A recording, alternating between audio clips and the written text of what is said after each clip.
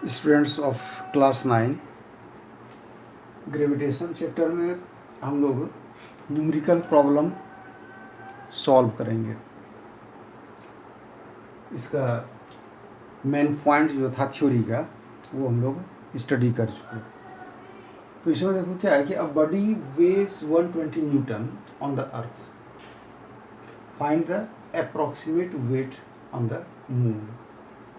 कोई ऑब्जेक्ट है जिसका कि अर्थ पर वेट है उसका 120 न्यूटन, तो मून पर उसका वेट लगभग क्या होगा अप्रॉक्सीमेट, वो निकालना है हम लोग को, वही फाइंड करना है।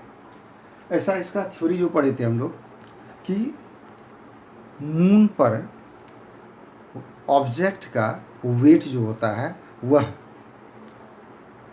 अर्थ पर जितना वेट होता है उससे कम होता है।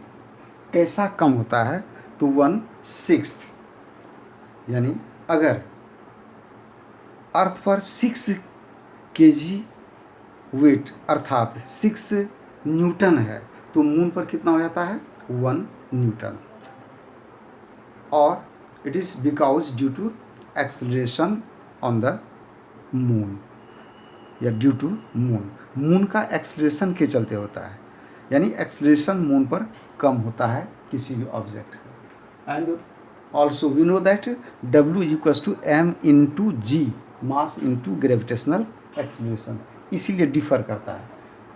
तो weight of the body on the moon क्या किए? 120 इंटू 1/6 ऐसा होता है। अब उतना यहाँ पर क्लियर नहीं, बल्कि सीधा 120 इंटू 1/6 करना है, दैट इज 20 न्यूटन। ठीक है, तो ये हो गया weight that object on the moon whose weight on the earth is 120 newton. ठीक, नेक्स्ट है calculate the value of the acceleration due to gravity at a place 3200 kilometre above the surface of the earth. क्या मतलब हुआ कि calculate करना है क्या चीज़? The value of the acceleration, यानी कि एक्सेलरेशन का वैल्यू कैलकुलेट करना है due to gravity at a pole, eight a place, एक स्थान पर ग्रेविटी के चलते, लेकिन वो प्लेस कहाँ पर है? 3200 kilometre above the surface of the अर्थ, यानी अर्थ सरफेस से 3200 किलोमीटर एबव है। इट मीन्स अर्थ सरफेस पर जो ग्रेविटेशनल एक्सेलरेशन होता है, यानी कि एक्सेलरेशन ड्यू टू ग्रेविटी, उससे कम होगा। कहाँ पर? तो जब अर्थ सरफेस से 3200 एबव हम लोग जाएंगे, इसलिए जब उसका एक्सप्रेशन अलग होगा, इसलिए उसको लेट किया है जी डैश। ठीक है, उसको जी स्मॉल जी नहीं बल्कि जी डैश मान लिया।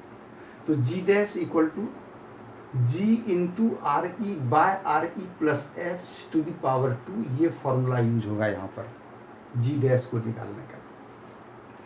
अब स्मॉल जी 9.8 हुआ, चूंकि स्मॉल जी ये अर्थ सरफेस पर ग्रेविटेशनल एक्सेलरेशन है 9.8 इंटू आर ई, यानी रेडियस ऑफ अर्थ।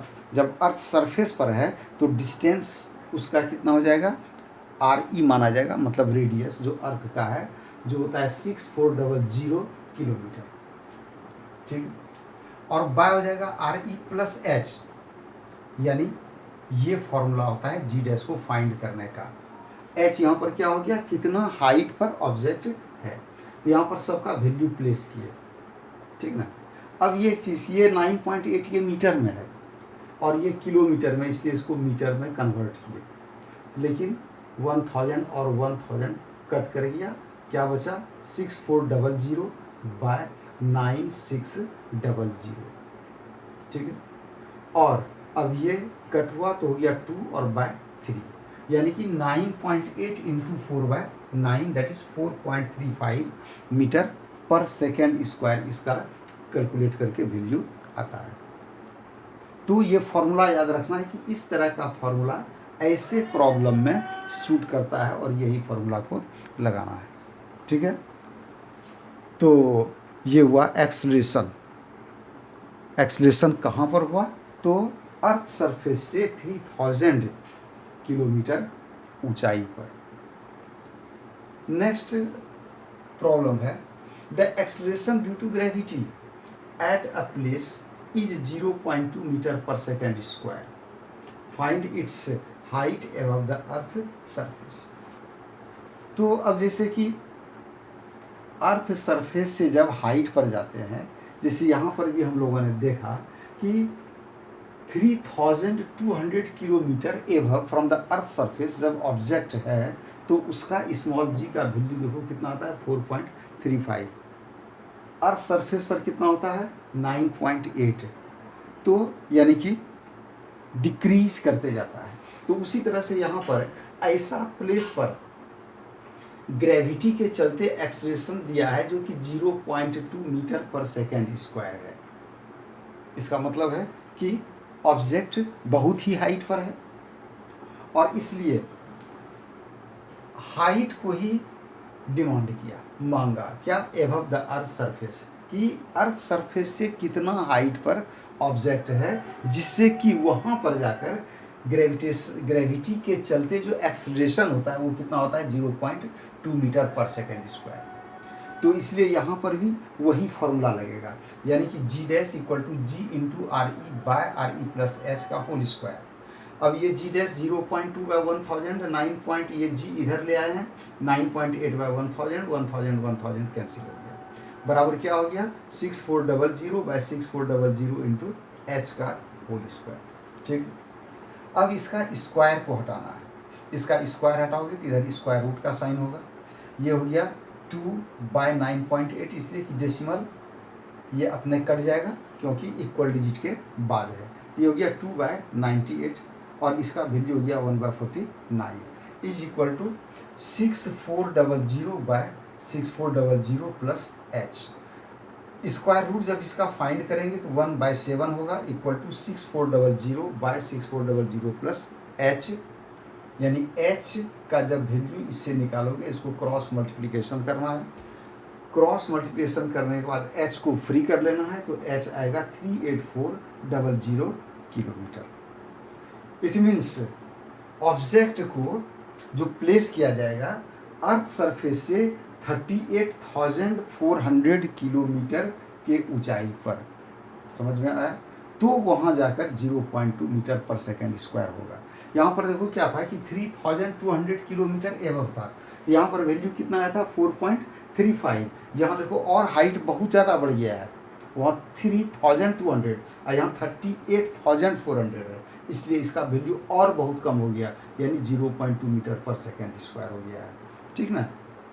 नेक्स्ट में है a ball is stopped, a ball is dropped, a ball is dropped from a cliff. एक क्लिफ से एक बॉल को ड्रॉप किया जाता है, मतलब गिराया जाता है। तो ड्रॉप करने का मतलब क्या हुआ कि उस समय उसमें कोई वेलोसिटी नहीं होता है, यानी इनिशियल वेलोसिटी उसका 0 होता है।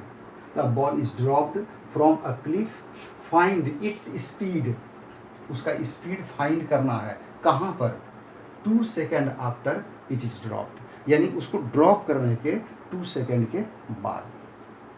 सेकेंड है its speed when it has fallen through 78.4 metre, और जब वो 78.4 मीटर गिर चुका होगा तो वहाँ पर उसका स्पीड को जानना है, यानी जिस पॉइंट से उसको ड्रॉप किया गया, जैसे ड्रॉप किया यहाँ से, मान लो यहाँ से, तो जब 78.4 आ चुका हो तब वहाँ पर आने के बाद इसका वेलोसिटी क्या होगा ये फाइंड करना है। थर्ड है the time taken in falling through 78.4 metre, और फिर 78.4 मीटर जो ये फॉल किया यहाँ तक आने में उसको टाइम कितना लगा वो जानना है। तो इसके लिए देखो u equal to 0, t equal to 2 second हो गया, क्या 2 सेकेंड गिरने के बाद उसका स्पीड मांग रहा है, तो फॉर्मूला यूज होगा v equal to u plus g t. यानी v इक्वल टू यू का वैल्यू 0 है, इसलिए इसको छोड़ दिए। g हो गया 9.8 इंटू टाइम क्या है 2 सेकेंड, ये कितना हो गया 19.6 मीटर पर सेकेंड, यानी कि after 2 second from the top, 2 second के बाद टॉप से जब वो चला 2 सेकेंड के बाद उसका वेलोसिटी होगा 19.6 मीटर पर सेकेंड। ठीक, सेकेंड में जैसे बोला कि its speed when it has fallen through 78.4 metre, तो इसके लिए क्या कि भी फाइंड करना है और जितना डिस्टेंस कवर किया, जितना हाइट नीचे आ गया वो हमको मालूम है, जी मालूम है, यू 0 है क्योंकि उसको ड्रॉप किया गया है, तो इसलिए वी स्क्वायर बराबर यू स्क्वायर 2GS का फॉर्मूला यूज होगा। और यहाँ पर वैल्यू हो गया 2 इंटू जी 9.8 इंटू एच 78.4। अब भी फाइंड करेंगे तो स्क्वायर इसका यहाँ से हटाया तो इसका स्क्वायर रूट होगा, स्क्वायर रूट में इस पोजीशन में पहले इसको लिख लिया है ताकि ये इजी हो जाएगा। v इक्वल टू हो जाएगा 9.8 और इंटू 16 का स्क्वायर रूट 4, यानी ये हो गया 39.2 मीटर पर सेकेंड। तो ये सेकेंड का हो गया कि जब वो 78.4 मीटर से फॉल कर चुका होगा तो उसका वेलोसिटी होगा 39.2 मीटर पर सेकेंड। थर्ड में ये बोला था the time taken in falling through 78.4 metre, कि जब इतना मीटर वो गिर चुका है तब उसका टाइम उसको कितना लगा 78.4 मीटर आने में।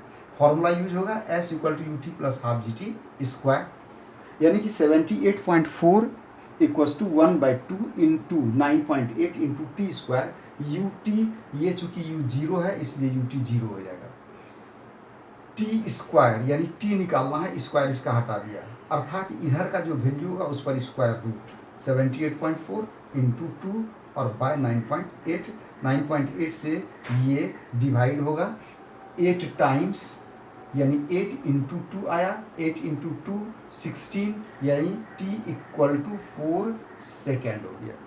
ठीक है, यानी कि 78.4 मीटर डिस्टेंस कवर करने में टाइम टेकन होता है कितना 4 सेकेंड। ओके, अब और प्रॉब्लम को नेक्स्ट क्लास में देखेंगे।